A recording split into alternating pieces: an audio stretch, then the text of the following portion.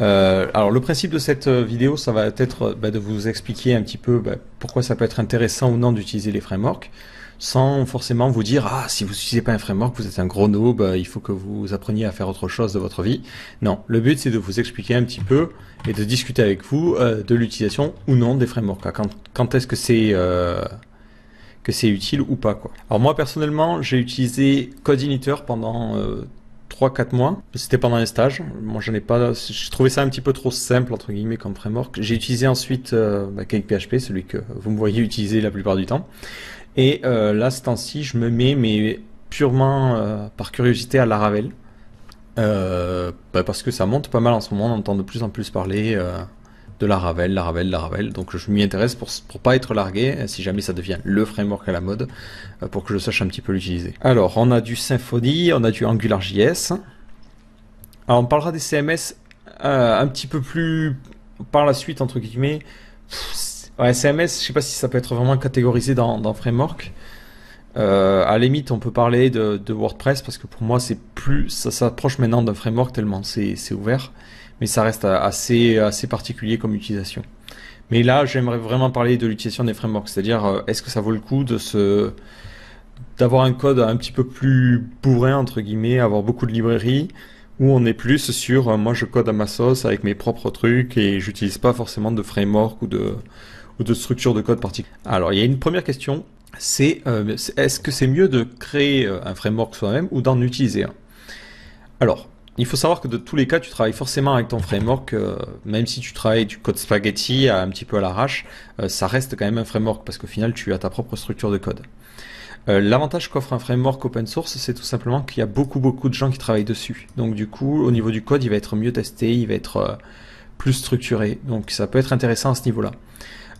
Un des inconvénients, c'est aussi le fait que du coup, il est open source et les gens voient les sources et trouvent entre guillemets les failles plus rapidement. Moi, je pense que si tu veux travailler avec un framework structuré, ça peut être bien d'utiliser un framework PHP. Mais dans ce cas-là, ce que je te conseille, c'est vraiment d'approfondir ce framework-là et de rechercher à savoir comment il fonctionne.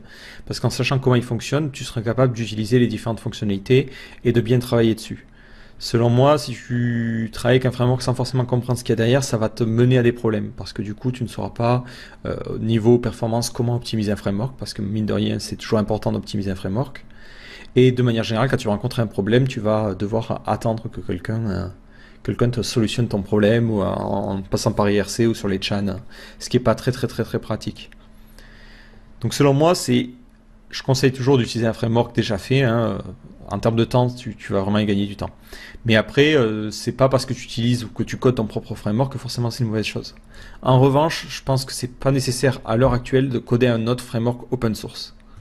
C'est clair que là, à ce niveau-là, c'est déjà surbouché. Il y a des gens qui sont très compétents. Donc, alors, est-il utile, indispensable d'apprendre la PO pure avant d'apprendre à utiliser un framework tel que CakePHP ou autre? Ah oui, clairement. Les frameworks sont orientés autour d'une structure qui est en général la structure MVC. Et cette structure, pour bien la comprendre, il est important de comprendre même la notion de programmation orientée objet. Si tu n'as pas cette notion-là, tu vas, entre guillemets, te dire ah ça c'est magique, ça fonctionne comme ça fonctionne tout seul et tout. C'est un très mauvais réflexe parce que tu vas pas savoir ce qui se passe derrière et ça va te mener à des mauvaises utilisations du framework. Alors, une question qui est posée, c'est de définir un petit peu ce qu'est un framework. Alors, le truc, c'est que pour moi, tout est un framework. C'est-à-dire que dès que tu commences à travailler, même sur ton propre code, entre guillemets, framework, ça veut dire cadre de travail. Donc, ton propre code, c'est aussi un framework, un cadre de travail. Sur ce point-là, c'est un petit peu tendancieux. Là, quand je parle de framework en général, je pense au framework open source, c'est-à-dire des structures de code qui sont déjà bien structurées et qui sont utilisables telles quelles. Si tu as ton propre MVC, tout ça, c'est vrai que c'est un framework, mais pour moi, ça rentre pas vraiment dans la catégorie. En tout cas, dans ce que je vais évoquer dans cette vidéo-là. Alors, on me demande entre Foundation et Bootstrap. Alors là, moi, j'ai aucune préférence vu que je suis pas fan des deux, dans tous les cas. Moi, j'ai plus tendance à faire tout simplement du CSS qui est entre guillemets sémantique pour garder une structure propre, alors que ces deux systèmes-là utilisent vraiment une structure on a des divs avec des classes qui ont des noms à n'en plus finir. Pour moi, c'est pas très très pratique. Au final, on perd plus de temps à essayer de comprendre comment fonctionne le code HTML que l'on doit écrire, plutôt que de vraiment faire quelque chose. Surtout que le CSS de Bootstrap est loin d'être très compliqué. À la limite, c'est récupérer la grille, mais dans ce cas-là, la grille de Foundation et de Bootstrap fonctionne exactement pareil. Mais pour moi, je suis pas fan ni de l'un ni de l'autre. Alors, AngularJS, il y a beaucoup de questions, et justement, je prévois de faire une vidéo dessus. Il y a beaucoup de mauvaise compréhension, entre guillemets, de ce qu'est Angular. Et effectivement, pour moi, c'est vraiment limité dans le cas où tu as une application entière qui fonctionne avec du JavaScript et qui fonctionne sur une seule page. Alors, il peut y avoir des changements de morceaux de la page, hein, mais globalement, si ton application, c'est un site web avec plein de pages et que tu veux rajouter des petits éléments à droite à gauche, jQuery sera quand même beaucoup plus adapté, ou Zepto si tu veux voyager léger. Mais c'est pas du tout approprié d'utiliser à cet endroit-là, en tout cas AngularJS. AngularJS c'est vraiment conçu comme un genre de MVC avec le côté view qui est l'HTML. Du coup, c'est vraiment important de bien comprendre ça et d'utiliser AngularJS essentiellement pour des applications monopage. Et dans ce cas-là, ouais, tu gagnes du temps. Mais par contre, si tu commences à vouloir l'utiliser pour des sites web classiques, ça serait, tu vas te compliquer la vie et je suis pas sûr que ça soit adapté du tout, même en termes de performance. Une autre question, alors là je sais pas si on peut vraiment catégoriser ça dans les frameworks, mais c'est less ou Sass. Est-ce qu'il faut utiliser less ou est-ce que un est mieux que l'autre? Alors moi j'aurais plutôt tendance à pencher pour Sass, mais je penche pour Sass tout simplement parce que Sass possède Compass, et Compass me permet d'avoir tout un tas de mixins que je n'ai pas à écrire. Donc c'est beaucoup plus pratique à utiliser. En revanche, au niveau de la syntaxe, je donnerais plutôt mon point pour less, étant donné que sa syntaxe est plus proche de l'HTML classique, entre guillemets. Notamment lorsque vous voulez utiliser des mixins ou des choses comme ça, le code est légèrement plus simple que de faire un arrobase include. C'est pas très très pratique. Mais après, ouais, voilà, si j'ai fait mon choix, moi, personnellement, de Sass, c'est essentiellement par rapport à Compass. Parce que vraiment, on a tout un tas d'outils qui est déjà fourni out of the box, c'est comme on dit. Donc c'est beaucoup plus simple à utiliser. En fait, franchement, l'utilité de ces outils-là, faut avoir des gros CSS à faire, beaucoup de pages. Si vous avez juste une page et que vous avez un CSS, enfin un code HTML qui est très très sémantique, je suis pas sûr qu'on y gagne beaucoup au change.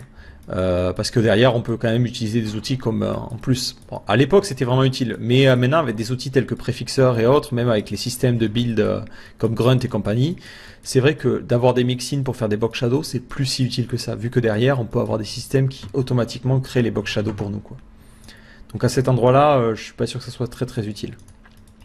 Je sais pas comment on dit ça, mais inclure les éléments les uns dans les autres, avoir des règles, c'est vraiment pratique, quoi. On fait un P à l'intérieur de différentes classes, même les extend. Il y a vraiment des trucs bien pratiques à ce niveau-là. Donc pour moi, voilà, je dis que les deux sont très très utiles, et la balance penche plus pour ça, pour le côté Compass, quoi.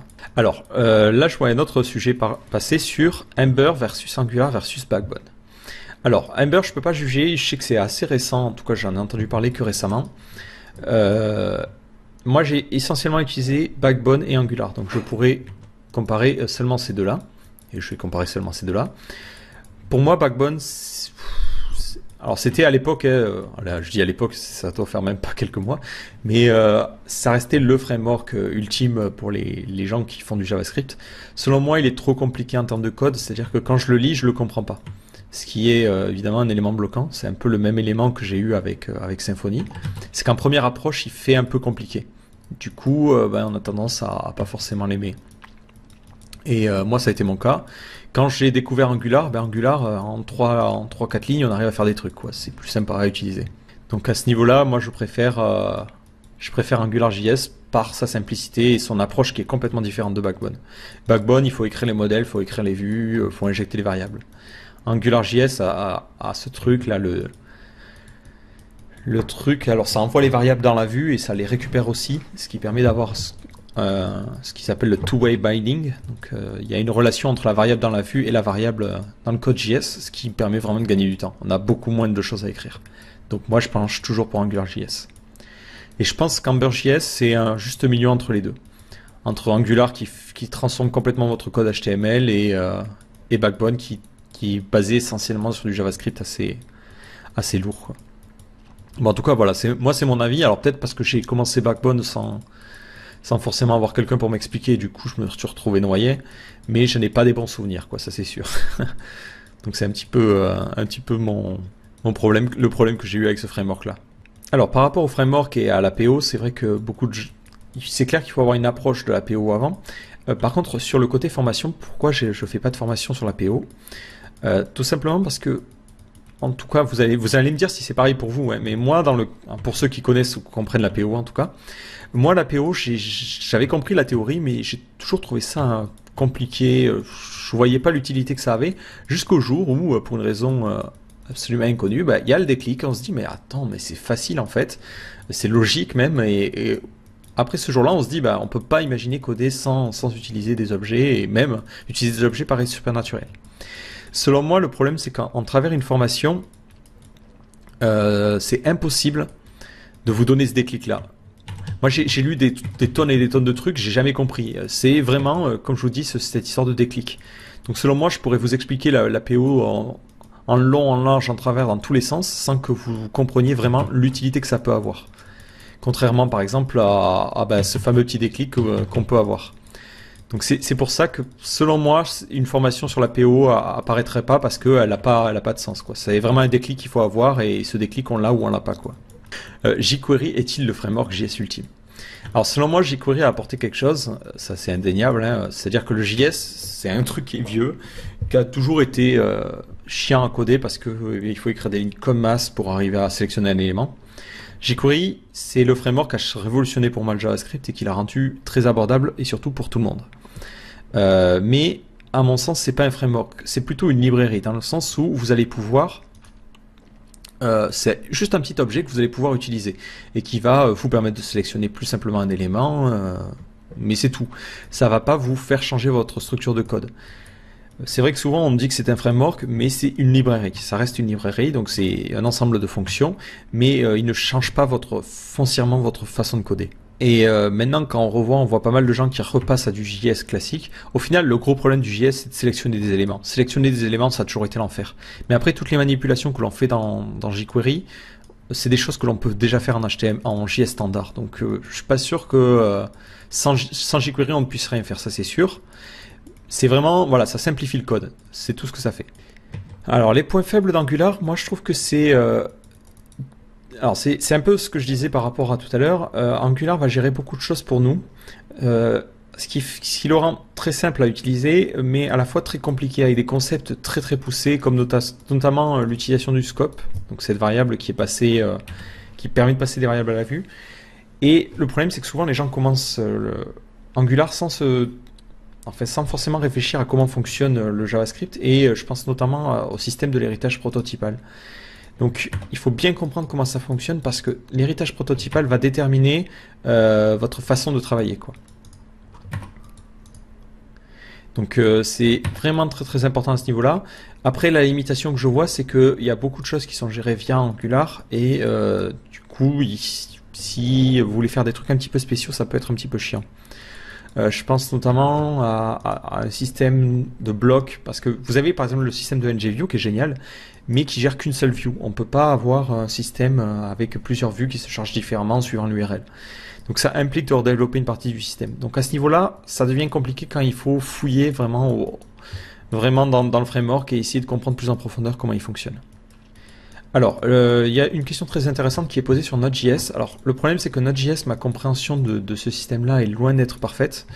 Selon moi, Node.js n'est pas adapté pour la génération de pages statiques. Par exemple, vous appelez une URL et cette URL vous génère une page. Ça, c'est pas très très adapté sur Node.js, en tout cas à mon goût. Vu que Node.js est vraiment conçu avec un système asynchrone, c'est pas très pratique à ce niveau-là. En revanche, pour concevoir une API, ça c'est cool. Ça c'est clair que pour concevoir une API JSON ou une API REST, c'est pratique. Mais après, j'irai pas forcément développer un site en utilisant du Node.js. Peut-être développer un site qui a un back-end en Node.js qui crache du JSON et un front-end avec AngularJS. Et là, vous avez un outil très puissant. Mais évidemment, ça implique de sacrifier totalement le référencement. Donc ça peut être très utile sur des applis web, mais pour des sites web classiques, non, ça ne détrônera pas les autres langages. Et quand je parle des autres langages, c'est pas forcément le PHP. Il n'y a pas que le PHP dans la vie. Il y a Ruby, il y a aussi Python. Il faut savoir que ce sont des technologies, même si en termes de communauté, elles sont plus light, elles sont loin d'être peu performantes. Hein. Python, par exemple, est utilisé beaucoup par Google. Donc ça prouve que ça a fait ses preuves.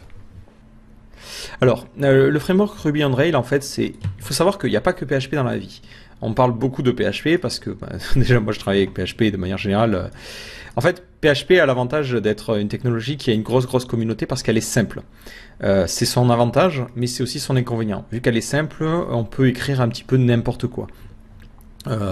C'est pour ça que souvent les développeurs de Java, notamment, qui aiment bien descendre PHP. Le problème de PHP, ouais, c'est vraiment mal organisé, le code est en spaghetti, il n'y a jamais de fonctions qui prennent les variables dans le même sens. Donc à ce sens-là, c'est pas très pratique. Mais en revanche, un des avantages que ça a, c'est que c'est très abordable. Donc beaucoup de gens, et surtout des débutants, ont pu se mettre sur cette technologie-là. Et c'est pour ça qu'aujourd'hui, on parle quasiment que de PHP. Parce qu'en plus, il est supporté par la plupart des hébergeurs, ce qui est plutôt un bon point, quoi. Donc Ruby on Rails, en fait, c'est tout simplement un framework, le diminutif c'est ROR, qui fonctionne sur tout simplement Ruby. Donc c'est un peu comme CakePHP ou Symfony ou autre, mais pour Ruby. Dirais-tu que ROR est plus simple que PHP? Clairement, oui. Ruby même est plus simple que PHP. Sa syntaxe est beaucoup plus simple, tout est objet. Moi, quand j'ai essayé ROR, ça m'avait vraiment convaincu. Bon, en revanche, selon moi, il faut entre guillemets un maître Jedi pour vous former, parce que si vous venez de PHP, c'est tout un autre monde. Vous avez un système de paquets, vous avez un système de migration. Tout le système fonctionne vraiment d'une manière complètement différente. Donc le problème, même si vous êtes un bon développeur, on a toujours tendance à se baser sur les acquis que l'on a déjà. Et c'est un frein quand il s'agit de changer de technologie et d'apprendre un nouveau langage de programmation. Et dans le cas de Ruby on Rails, pour moi, c'est un frein. Donc c'est pour ça que c'est important. Si vous avez l'occasion et que vous connaissez quelqu'un qui connaît du Ruby on Rails, ça peut être intéressant. Alors, sur le sujet de la sécurisation, parce que ça revient souvent lorsqu'on parle des frameworks, est-ce qu'un code perso est plus sécurisé qu'un code open source? Alors, c'est pas du tout le même problème de sécurité entre guillemets que vous allez avoir. Le code étant open source, s'il y a un jour il y a une faille, les gens, vu que le code est open source, ils voient directement où se trouve la faille. Il suffit de regarder le code source pour la trouver. Bien que là, on parle de framework, donc il n'y a pas vraiment... sauf si le composant d'authentification est foireux, et dans ce cas-là, effectivement, ça va créer une faille. Au mieux, vous avez des codes qui marchent pas, c'est tout, quoi. Je suis pas sûr qu'on puisse parler de faille.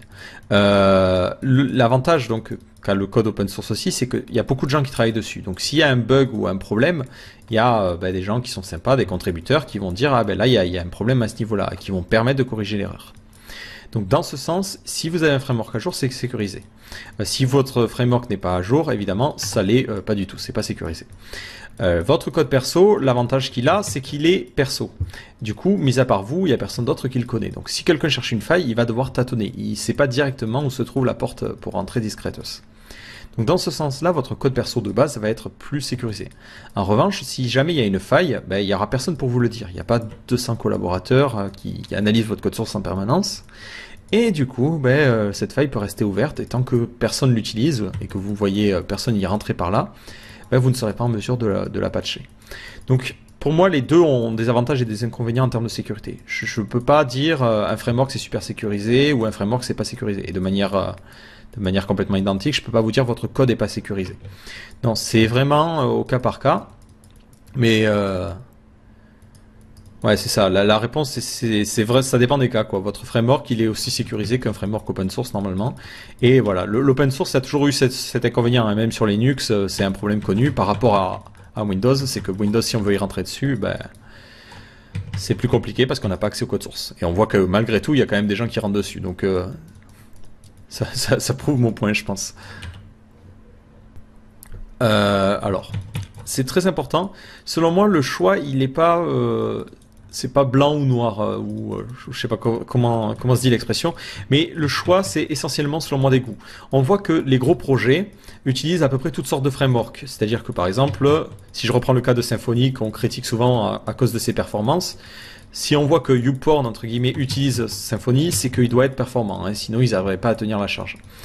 Donc, la question du choix du framework, c'est plus une question de préférence, de savoir quel type de projet vous avez besoin de réaliser. Si je prends le cas de la comparaison CodeIgniter-Laravel, vu que ce sont deux frameworks que je connais, CodeIgniter était très bien dans le cas où on a des petits sites, mais il manquait beaucoup de composants, donc ça impliquait beaucoup de développement à faire.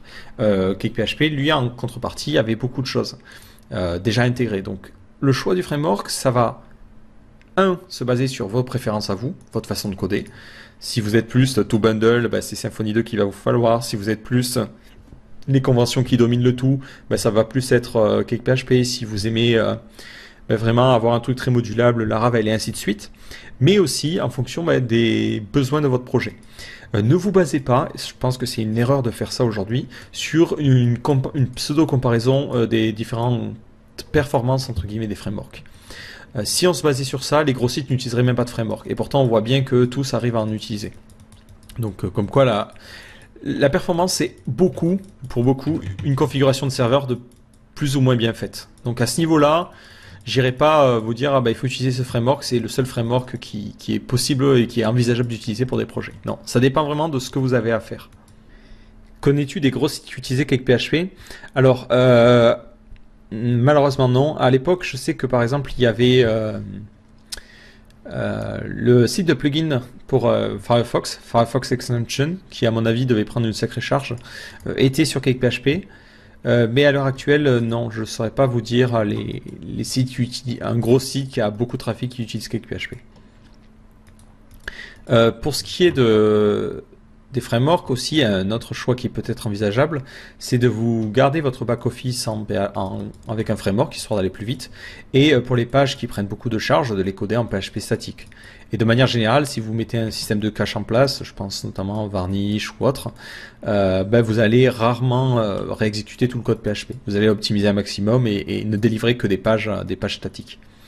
Donc voilà, c'est vraiment aussi, si vous pensez avoir des millions de visites, techniquement, c'est que vous commencez à gagner de l'argent et que vous pouvez vous permettre d'optimiser les serveurs. Et c'est là où il faudra faire une bonne configuration serveur. Donc c'est un problème de riche, entre guillemets, les performances. Alors, pour ceux qui demandent, moi j'utilise CakePHP sur tous les projets, quasiment, sauf quand j'ai une demande liée à WordPress, donc par exemple des clients qui préfèrent avoir une interface WordPress, tout simplement pour installer leur propre plugin. Mais tous les projets, c'est CakePHP, toujours.